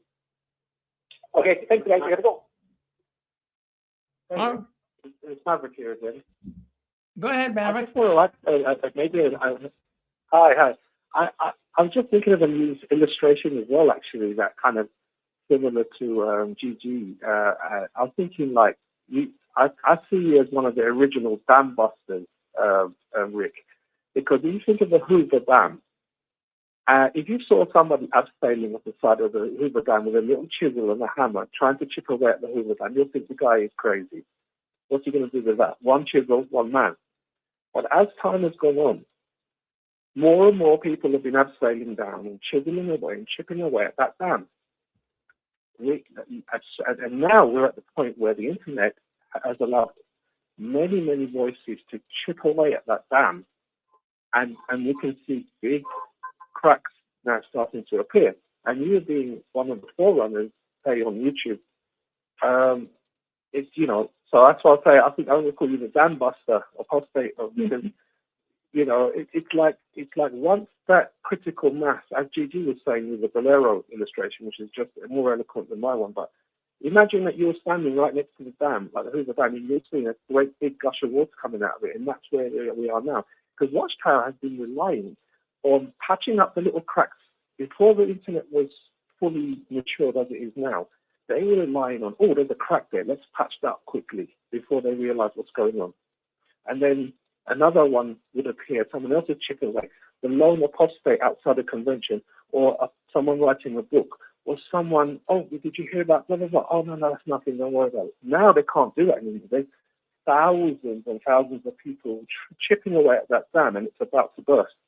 So I just feel that we're at that point where it's going to get to critical mass, and they're not going to be able to control, and they're not controlling it now. I always say the only defense that Watchtower has now is to control the information and scaremonger the rank and file as much as they can to avoid looking at anything outside of official publications and media. Because they know once you take a peek in one of those cracks in that dam, it's over. And that's what I wanted to say, Rick. I mean, it's a really, really rare, amazing time, and it's going to burst soon. I can feel it. And maybe this convention coming up that you're putting together may be that point. Who knows? I hope so. I really hope so. Well, thank you, Maverick. Always good to hear from you. I always enjoy you coming in from London, England. Thank you. Well, I'll tell you what. No, you're right with that. There's going to be something that's going to crack this. There really is. It could be the convention. I don't know. Maybe that's just something that clicks. And sometimes in life, you don't know what caused what. But bingo, something could make this whole thing ignite. So we're looking forward to that. We do have another anonymous one? Hi, Rick. Hi, who's this? It's Stephanie Carson. Oh, hello, Stephanie. Stephanie Lynn yeah, and I guess I should start using my legal name with the community Willow Rose Grace, because as you know, I'm filing my lawsuit here very soon against Watchtower, and I legally changed my name a few years ago, but now that I have a lawsuit against Watchtower, my new name will be used, not my child name. So, yeah, Stephanie Lynn Carson or Willow Rose Grace, however you want to talk, approach my name is fine. Well, thank you for sharing that. We were just talking about you, in fact. Yeah. That's what, I was told that. I was told to call in. I didn't hear what was being said, but somebody told me that I should probably call in. Yeah. Yeah, what they were saying, I'll just and then get right to your story here tonight. But what they were saying is a person called in and was talking about how bad child sexual abuse is throughout the whole world, in the Hollywood, the political world, and what have you. And I remember when you were on our program before, you said one of the biggest culprits, if not the biggest, was the United States. Yes, the United States is heavily involved in the human trafficking on a global scale. It's really sad, that we claim to be the freest nation in the world, but yet we allow the most enslavement to happen. So there are forces out there, working against it, and that's what I actually was calling in about tonight, was to tell you there's been a little change in the way that we're handling the investigators and the influx of the Watchtower cases that we hope to have. So for those of you that are listening, and this might be the first time hearing what's going on, I hired an attorney a little while back to take my case against Watchtower for child sexual assault, child sex trafficking. The secrecy of the church allows the atmosphere or the conditions of trafficking.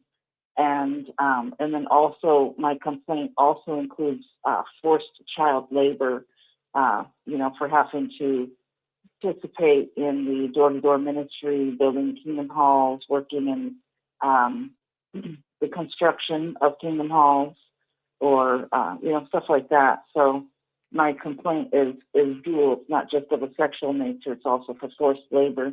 But the exciting part is we have put together a campaign that will allow, 1,000. We're hoping 1,000 people will come forward and file their own civil lawsuits across the United States. So we have attorneys in every state that are going to be working together with my attorney, Travis Walker, and to take on this influx of cases. And you're going to see the first round of cases is going to be filed in the next couple of weeks. Mine will be included in that, and I don't have an exact number, but it's a handful, a couple handfuls of new cases that are going to be filed in various places: New York, Ohio, Pennsylvania, Arizona. I think we've got some from California, all in this first wave. So there's an opportunity for survivors to come forward and to use their voice collectively with the rest of us. And but the change that has happened is we're getting so much momentum going that we're hoping, the survivors would come forward, that the attorneys and the investigators working with the attorneys have hired one specific person to handle all of our intake. So you just call him or text him or give me your name and number, and I'll pass it on to him. And then he'll take down your information. There's a very simple questionnaire he goes over with you. And then he takes that then to the legal team. The legal team reviews it and then decides whether or not to take your case. And like I said, we already have, probably at least a dozen people coming forward. So, and that's just in the first wave. So we're hoping 1,000 people will come forward. But I wanted to give you his name and number.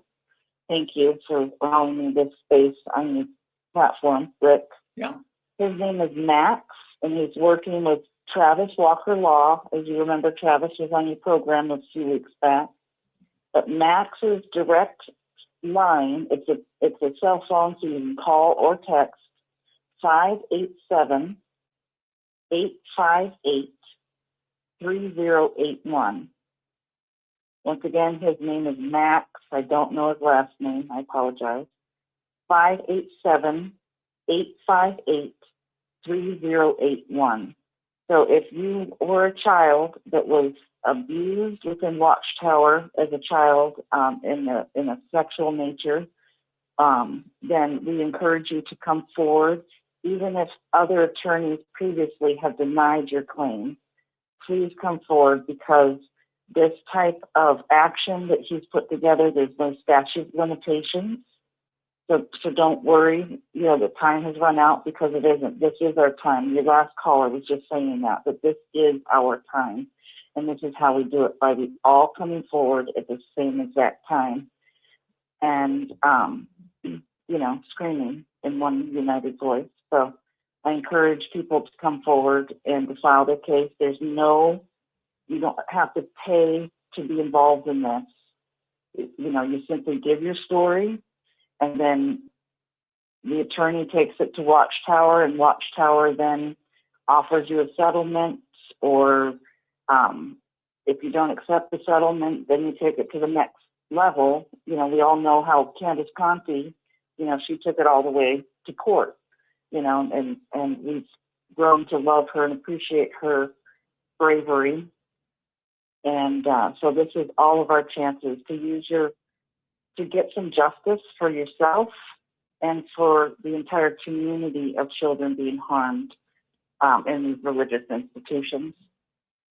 So I encourage everyone to just flood Max's telephone line, because it's time. It's time. People are ready to hear it. So thank you, Rick. Well, thank you. In fact, I got a message from the law office of Travis Walker, and Danielle, the woman, I should say, the receptionist there and the worker, They got it all planned. So Travis is going to be up here. He's looking forward to it. He'll be there as well. Maybe Max will come with him, and that would be good too because there's going to be a lot of people. So if you, I'm sure there'll be some people there that are going to be able to consult with him because right now we do have it looks like 300 people. It could swell up higher than that, and there's got to be some of those people have been abused. So boy, there'll be attorneys there that can help you, Right. and it could be a good thing. Yep. Yeah. And if each of your 300 people knew 3 people, we now have our 1,000 survivors stories to come forward at once.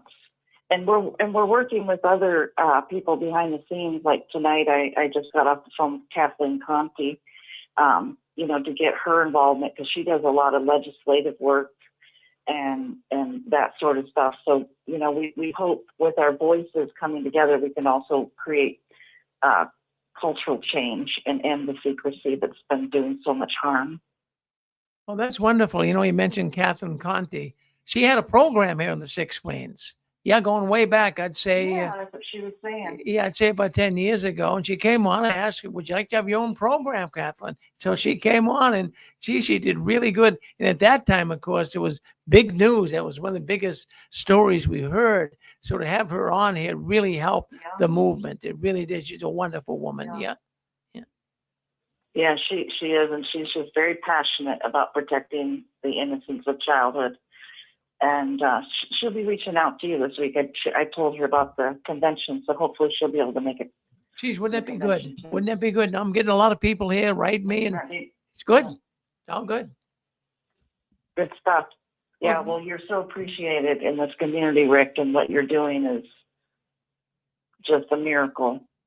Well, thank you. It's but I'm having fun doing it too, Stephanie. I really am. It's fun to do it, to connect with people, and it's fun to really know that there's people out there that are leaving in big droves right now, and I can see it here in my numbers when I look at the computer screens. A lot of people are coming in anonymously. A lot of numbers I don't recognize. I'm seeing an unbelievable, more than ever. I've been doing this for 20 years, but I have to tell you, the last year has been phenomenal. I'm really in shock sometimes saying, wow, that many people listening in. And when we do live streaming at the convention, I think we're going to really be shocked. I've been getting people saying, Rick, I can't come to. We're going to have incredible numbers. Yeah, because this is the first of its kind. Numbers. So it's going to be really fascinating, fascinating.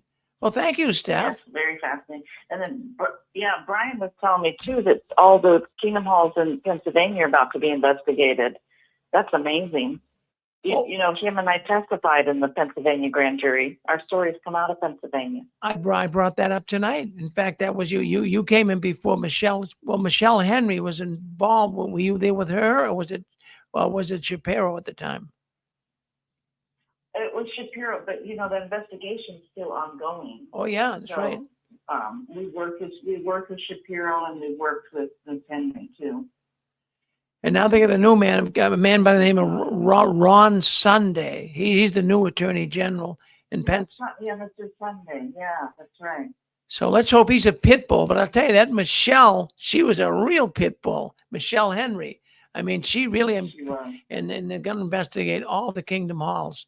So you're making a difference too, Stephanie. And I'm going to tell you something. I get a lot of people that have quoted. At least they told me. They say you're a sharpshooter. They like the way you talk. You're very convincing, and you're gonna be able to get this message across. So keep up the good work. You're doing really good. Thank you. Oh, thank you, Rick. I appreciate that very much.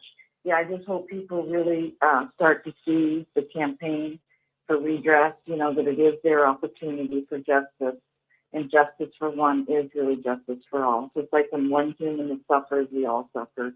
The same is true as when we get justice. Look at how much comfort we all got from the Candace Conti trial. We're still talking about it a decade later, about how it just validated so much of the hurt that we all feel, and you don't have to have been sexually abused by Watchtower to be hurt by it. You know, all of our human rights were injured in that organization. Well, when I look back on the trail, Steph, and actually, doing the program as long as I have, some of the biggest events I can keep in my mind and I think about. And that was one of the biggest. That was in the top 10 of all the stories we've ever presented here on the 6 screens. And people really were so involved with that and saying, wow, boy, look at this. The Watchtower has been indicted and now they have to answer and they're going to court. But, those lawyers, again, they went in there and poor Kathleen went through the grinder. These guys were terrible the way they pulled all this off. But their days are over doing that. The court systems are catching up on them now. Yeah, I'm sure. See that news out of Montana. I guess the case is settled up there. Yeah, we had those girls. We had one of the girls on from that case too. Yeah, and they. Good. Yeah, lots of movement. Oh yeah, it's all good. Well, looking forward to seeing the convention and keep waving that flag of victory. Yeah, I see it. Excellent. Amen. Thank you. You know that my talk is on flag. That's funny you say that. All right, well, we'll talk to you later. Well, thank you, Steph. Say hello to your husband. It was good to see him the other night. Thank you.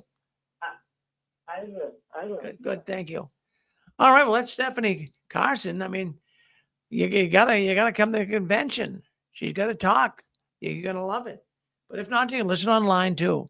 Well, let's see what else is going on behind the curtains of the Watchtower. Did you guys? My goodness, I got people are sending me pictures of conventions, the empty seats. Every year it gets worse.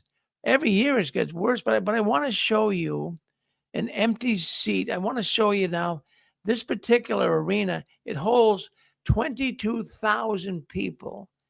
And I believe it's in Albania. That the person was kind of hesitant to say where it was, but it was a Jehovah's Witness convention. And from what I figure and what I see, it's the Albanian Convention of Jehovah's Witnesses. But I could be wrong on that. But let me show you something. Let me get a picture up because this is. I'll tell you who put this up. Bill Bowen. Bill Bowen put this up on Facebook. And I tell you, it's such an unbelievable.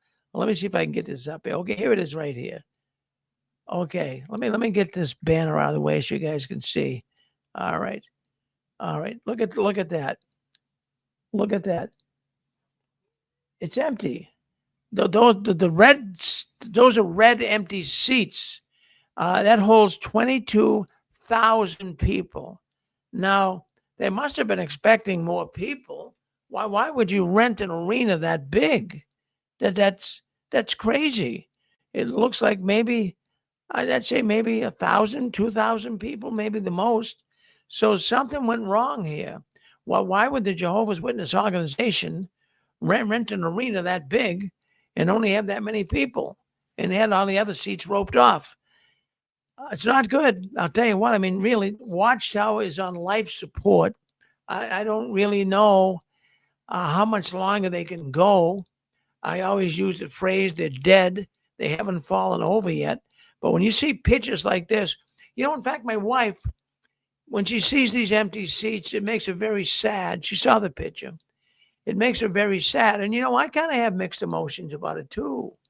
It makes you very sad. I can remember going to conventions, and you guys can remember too, where it was packed. If you didn't get there early, you wouldn't get a seat. Look at this place. Can you believe that? It's empty. And I'm getting pictures like that a lot coming into the 6 screens. Next week, I'm going to show you a lot more. But I just wanted to bring that up tonight and show it to you. And this is I get people sending me pictures from pretty much all over the world. And a few conventions, I must say, there's a lot of people there. But they kind of program it that way. But a lot of the American conventions, including what's going on out in Long Beach, California, it's tanking. It's tanking. The Watchtower world is seeing it. They don't know how to handle it. They don't know what to say about it. But, I'll tell you what, I have to keep bringing it up because you look at this and you say, that is terrible. That's not good. You got to fill those seats up. But in fact, I told you guys, I've been telling you, this one man, he wrote me, he gave me information about his mother who went to the convention, not this one, but she went to the convention. There's all the empty seats. So he says, Ma, because he's a PMO, he's trying to get his mother to see something's wrong on the Watchtower. He says, Mom, he says, all those empty seats, didn't that shock you? And his mother said, Oh, that's a provision from Jehovah. Oh, we can relax. We can put our feet up on the seats. Jehovah's giving us more room. That's a typical Jehovah's Witness comeback, right? You hit them with something like that, and they come back and try to hit it out of the park with some stupid answer. But no, Jehovah didn't leave those seats empty, sister, so you could put your feet up. Jehovah would rather have those seats full, and the Watchtower would, so they could collect more money. So unreal, huh? But the witnesses, that's how they are. We all know that. Well, I'll tell you what, why don't we go to the duck game, the trivia game, if you want. We call that. Now, I got a number of books here. The books, Millions Now Living Will Never Die. We got Don Cameron's book, Captive of a Concept. We want to thank Jim Hill for sending us the books, and he's been nice enough to do that. But I got about 10 different publications here. I want you to win some books. And if you win 5 points, you get 5 points. You have to go in the honor system. Go on the honor system, and you'll get the points. And you have to tell me what you got, and then we'll get it out to you. We're a little slow here. I know some people have got some books coming, but with the convention and everything, our mailroom kind of overloaded here. So bear with us if you got books coming. But let's go right into it. Now, how this works, if you answer the question right, you get a point. Now, if you accumulate the points over the weeks, because we do about 5 or 6 questions every week. So if you accumulate the questions and your points, I should say, then you can win. You get 5 points, you get a book. You get 12 points, you get $100. We've already given out three of those prizes. So by all means, if you're listening in, you want to win some money, you can do that too. But see what you can do. We get some people getting close to that $100, so maybe they'll hit it tonight. So I do believe we have a lot on the line right now that want to play it. So what I do is I'll give you the question, and we kind of eliminated the Jeopardy music for now. Yes. Yes, Zach. This is Zachary. Yeah. I had to count up my points the other day, and I found out that I had 36 points. So just so you know, I reached the number 12 3 times so far in this game. Well, thank you, Zach. I mean, you so far are the champion. That's a crazy update. Well, cool. Thank you for the update. But I wanted, while I'm talking to you, he was talking about the opera that was Gilbert earlier. You sing like a Metropolitan Opera singer. And I'm thinking, can we get you to sing? You don't have to come on with your name or anything. Can we get you to sing in our Apostates Got Talent at the convention? Can we do that? I get very nervous with it. What did you say about the Metropolitan? Well, I said that you sound like a Metropolitan Opera singer. Oh. No, you have a lot of... When I heard myself sing, I went back and listened to that song Smile. Yeah. And incidentally, it was right in line with the discussion we were having. I couldn't believe it. But I went back to hear it. You know what I said? I said, oh, no. What was... I don't feel so confident. You know what I mean? Well, but what would you see? That was on a telephone line. But you could come in. I could send you a link. Now, you don't have to put the video on, so nobody's going to know who you are. I could send you a link. It doesn't say where you live or anything. It's just a link. You hit the link, and you come on, and the sound is so good. The sound is so good. And I would love to have you do that, Zach. I mean that. So think about it. Think about it. I really would. Because people know you. And I know you want to remain anonymous, and we'll keep it that way. I mean, I don't know where you are, where you live, or anything like that. So we get you on anonymous, and coming through StreamYard, it would sound so much better. When you're on a phone, it's not good. On the StreamYard, it's good. Yeah. Or maybe you can hear all the mistakes better. Well, no, we can. I want you to think about it. I want you to think about it. All right. So let's see if we can get some points tonight, Zach. We get a lot of people going to play the game tonight. Wow. I'm looking at a computer board here. My goodness. There's a lot of people want to play the game. They like the game. So what we do is we ask a question, but don't answer until I say go. Now, also pick a number from 1 to 100, a random number. You can yell that out when I say go, and then I can get it. But here's what I want you to do. I want you guys out there to help me. What happens? Some of you guys keep going 11, 11, 11. Just hit it once and I'll hear it. So I can, make sure I get the right person, because I want if a person beats Zach, I want to get in there and get that person. But Zach is very quick on the draw, very quick on the draw. So let's ask the very first question here tonight, okay? In our Watchtower trivia game. What was the original name of the Watchtower magazine?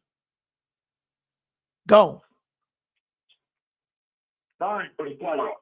I heard 9. I heard 9. 9, go ahead. Okay. Now that's me. As I recall, it was Consolation. No.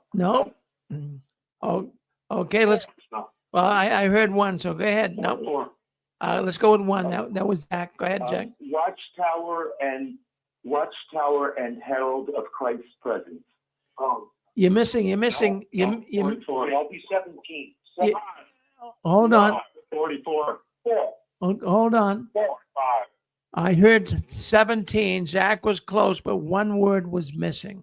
Who wants to give me what was the original? Lions watch 44. I need 17. 17. Go ahead. 17's on. Go ahead, You want me 17. to go ahead? Yeah, I want you to go ahead. 17. Yep. Zion's Watchtower. Lions Watchtower, the Herald of Christ's Presence. You got it. Take a point. And Herald of Christ's Presence. You got it. You nailed it. That was a tough one. That was a tough one. All right. Let's go with another one. All right. Now don't answer until I say go. All right. In what year did the Bible students adopt the name Jehovah's Witness? Go. 17. 17. I heard 17 first again. Boy, I'll tell you, 17. You're out of the chute. Zachary's getting a little jealous here. Go ahead, 17. 1931. 1931. You're not looking this stuff up on the internet, are you? I don't think you'd be quick enough to do it, but I'll tell you, that laugh of Zach there, he's getting a little nervous. All right. So here's another question. All right. Well, this is pretty easy. It's pretty easy. So what is the name given to the branch offices of the Watchtower Society, and what does it mean? So what is the name of the branch offices of the Watchtower Society, and what does it mean? Go. 3. I'm sorry, is that 3? Are they saying 3? That's my number. What number was it? 3? 10. Well, I heard. Hold on. I heard somebody say, was it 3? It was kind of mumbled. You said it for 3. That's my number. 3. 3. Go ahead. 3. Go ahead. The name? The name. Yeah. Okay, it was Gecko, and it means House of God. You got it, brother. My goodness. Were you about the light? Hello? Were you about the light? Because, I mean, you got it. You that's good. I mean, a lot of people knew Bethel, but they might not have known what Bethel meant, So that's good. You got it. Oh, no. Yeah. Yeah, I was born into it, so I know all the stuff, all the history. All right. Well, let's go with this one. Let's go with this one. All right. Beliefs and practices. That's the title here. Now, Jehovah's Witnesses, they do not believe in the Trinity. What picture in their publications do they use to show a distorted view of the Trinity? There's a certain picture that they use and I want to know what picture that is. Go. 4. Go ahead, 4. Go ahead, 4. It's a three-headed man. No, not a 3-headed man. It's an Egyptian. 17. 10. Go ahead, 17. A 3-headed what? 3 things. One is sort of a three-headed man. It's a 3-faced obelisk. Yes, that's Brian, I think, from Canada. Take a point. You got it. You got it, Brian. Good for you. All right. Well, let's stay Let's stay on this subject here: beliefs and practices. All right. And I want you to, whoever can explain this the best to me, will get a point. All right. So, anyways, in the Jehovah's Witness religion, they certainly speak of hell, but not in the same way that Christendom speaks of hell. So, what is it that Jehovah's Witnesses say about hell? I just want a good explanation of it.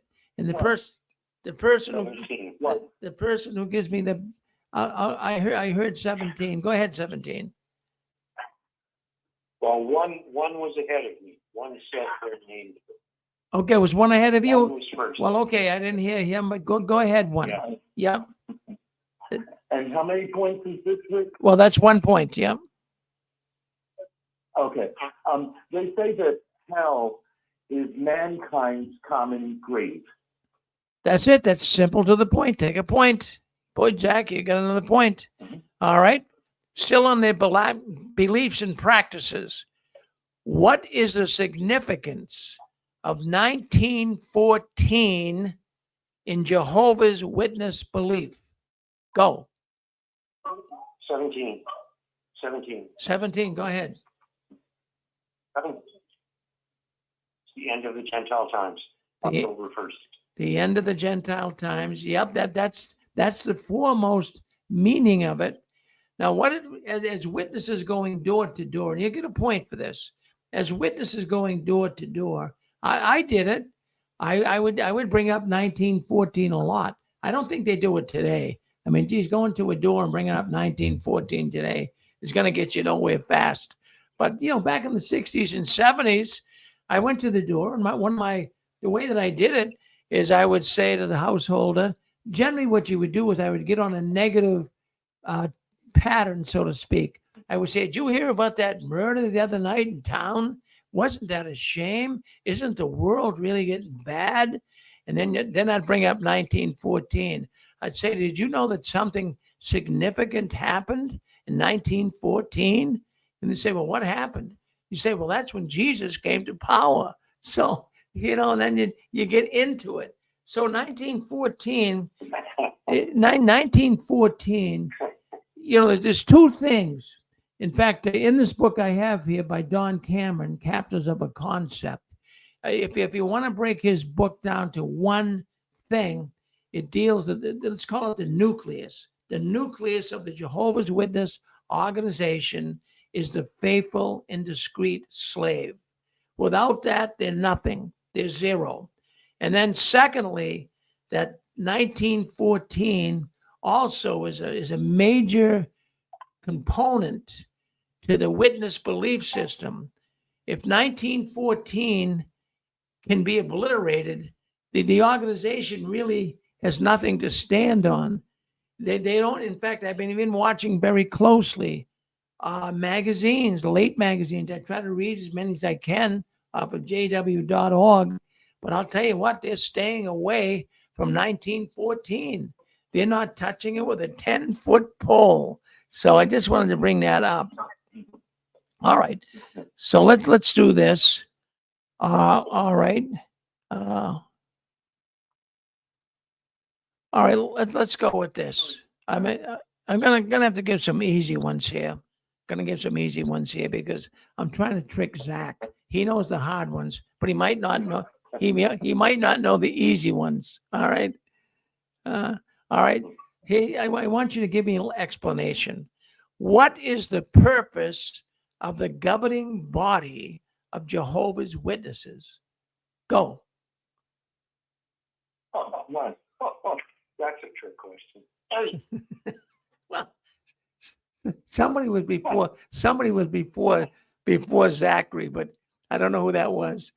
But what is I the? said one, then somebody said 8, then I said 1 again. Oh, did you? All right. Well, you give me the purpose because Yeah. I got the purpose here. But see if you come close to it. Go ahead, Zach. The purpose of the governing body, okay.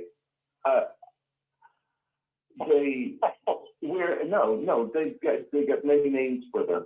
Whereas you think about local bodies of elders in the congregation, the governing body has been called international elders.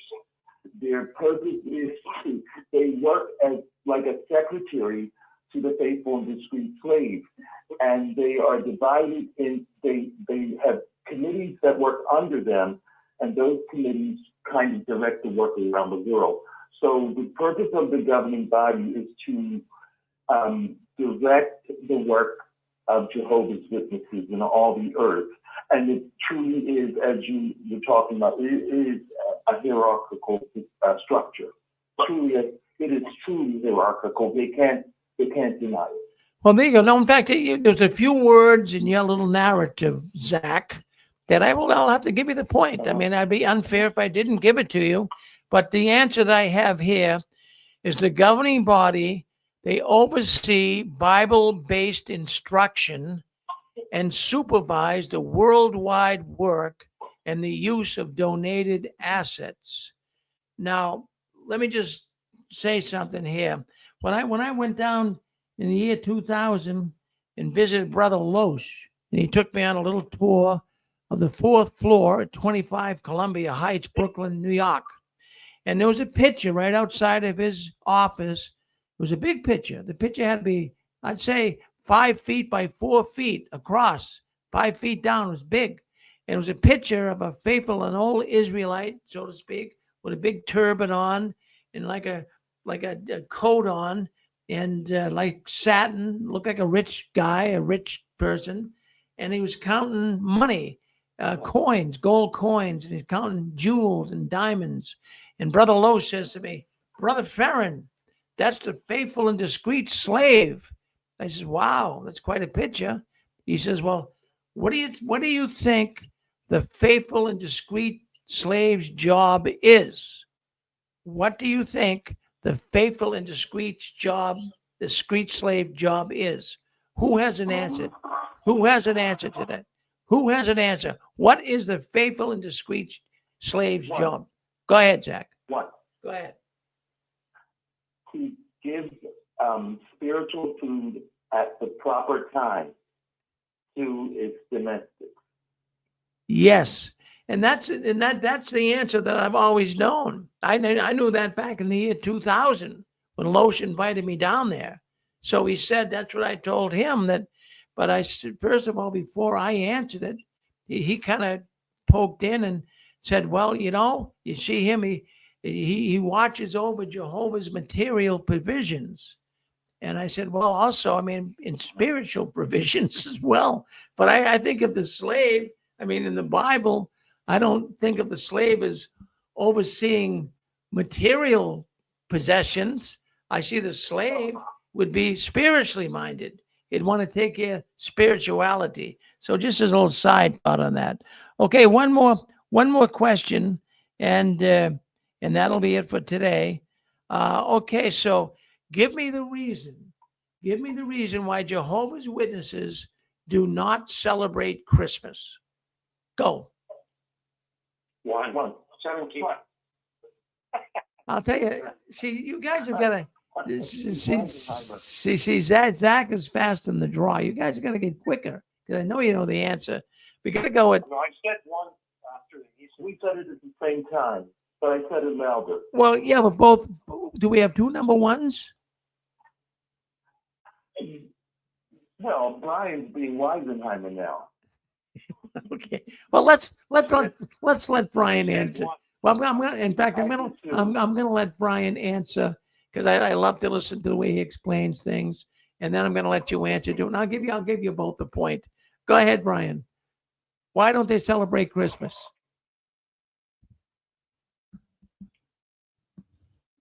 Why don't the I've Jehovah? never quite figured that one out, but it's assumed to be pagan. Well, yeah, it stems from pagan. What pagan are what pagan? It's assumed to be pagan. Right now, what pagan? Saturnalia. Saturday. You got it. Okay, Saturnalia. you got it. Well, you got it, Brian. Hey, let him. I agree. I was going to say the exact same thing. They considered a pagan holiday. They also, even though this doesn't figure into it, they don't believe Jesus was born on December 25th. They believe he was born more toward October. But they consider it a pagan holiday, and it has, some connection with Saturnalia, which is the name of a pagan holiday. Well, there you go. Well, I'll tell you what, you guys are all scholars, really. You all do a good job. And if anyone out there has the points and you want to cash them in, so to speak, be sure to write me at JW World News.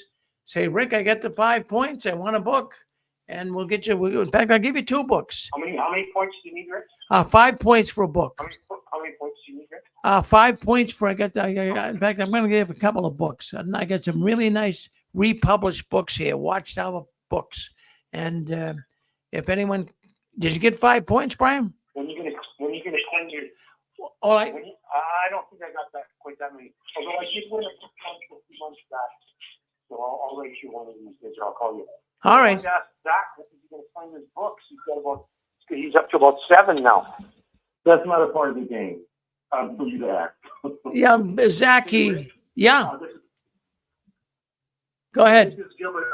I think you guys are all wrong on Christmas. The reason you can't celebrate Christmas as a Jehovah's Witness is because fun is a sin. Crime is a sin? Yeah, fun. Fun is a sin. Let me just say this about that fun. There was a sister who made the point that we should not say, we should watch out how we use the word fun. And so I found myself, when I was talking to her, I might say, oh, we really enjoyed ourselves, because the word fun, for some reason, she had a problem with it. And she used the scripture where it said something, and they got up to have a good time. And these were bad people in the scriptures. But that phrase, they got up to have a good time, that was why she had a problem with using the word fun. And I respected her. I was careful around her. Well, I want to thank you all. I want to thank you all for coming in tonight.